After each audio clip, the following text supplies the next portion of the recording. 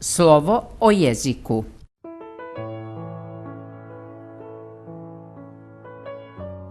Serijal o crnogorskom jeziku.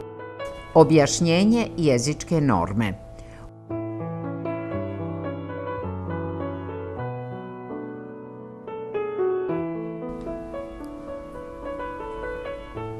Objašnjenje jezičke norme. Dioni ili partitivni genitiv stoji uz riječi koje označavaju količinu. To su obično imenice i prilozi, mjeru ili uz brojeve. Na primjer, nekoliko papira, mnoštvo đaka, čaša vina, dvoje djece. Može da stoji i uz glagole, a tada označava neodređeni dio nečega. Na primjer, zatražiti mlijeka. Takav genitiv dolazi i u sintagmama čiji je glavni član pridjev, kao na primjer željan uspjeha. Posebna vrsta dionog genitiva stoji uz riječi koje označavaju igre i naziva se genitivom igre, kao na primjer igra šaha.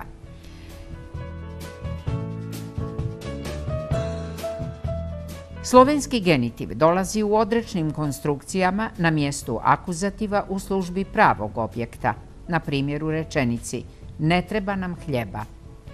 Vremenski ili temporalni genitiv označava vrijeme zbivanja i ima ulogu priloške odredbe. Na primjer, bilo je to prošle sedmice.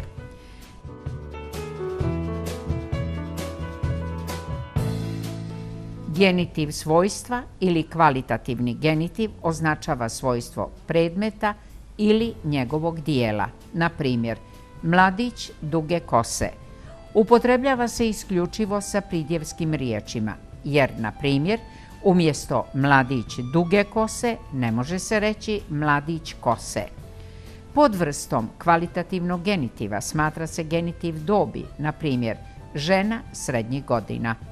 U njemu se sastaju vremensko i kvalitativno značenje, pa je to zapravo kvalitativno vremenski genitiv.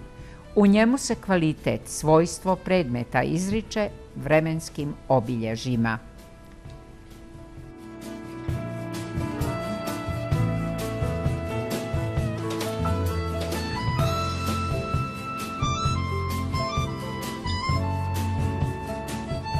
Dioni ili partitivni genitiv stoji uz riječi koje označavaju količinu, mjeru ili uz brojeve. Na primjer, nekoliko papira, malo vremena, mnoštvo đaka, čaša vina, litar mlijeka, kilogram voća, dvoje djece, 1000 odgovora. Može da stoji i uz glagole, a tada označava neodređeni dio nečega. Na primjer, zatraži mlijeka, dodati soli, pozajmiti novaca.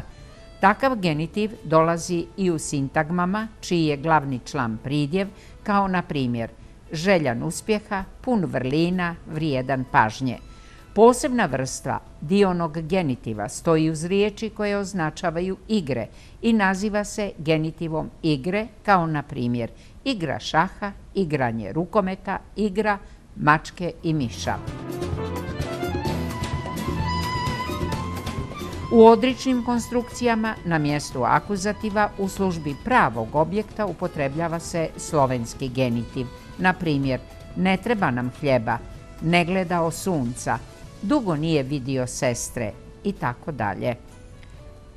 Vremenski ili temporalni genitiv označava vrijeme zbivanja. Na primjer, bilo je to prošle sedmice, ove noći, svake godine, prošlog ljeta, sljedeće zime, 2005. godine.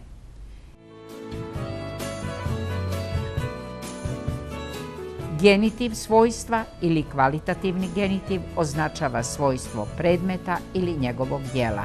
Na primjer, mladić duge kose, starica niskog rasta, glumac velikih mogućnosti, ptica dugog vrata. Podvrstom kvalitativnog genitiva smatra se genitiv dobi, na primjer, muškarac srednjih godina, djeca ranog uzrasta i slično.